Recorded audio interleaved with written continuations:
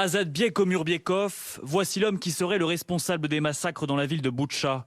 Ce militaire russe d'une quarantaine d'années est lieutenant-colonel de la 64e brigade de fusiliers motorisés.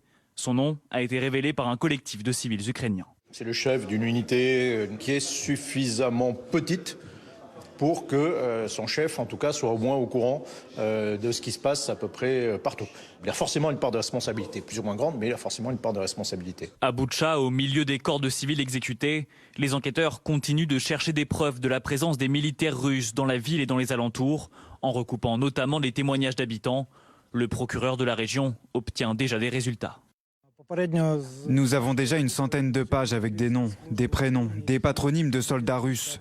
Nous avons des photos où on peut reconnaître des militaires russes qui étaient impliqués dans les crimes pendant l'occupation.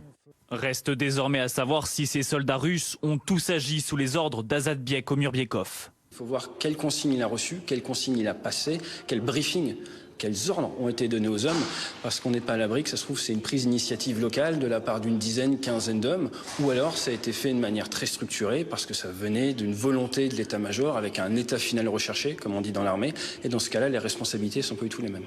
Plusieurs hypothèses sont donc avancées. Azatbiek Omurbiekov a-t-il ordonné ces exactions ou a-t-il laissé faire ses soldats? Selon plusieurs experts militaires, l'enquête sera longue.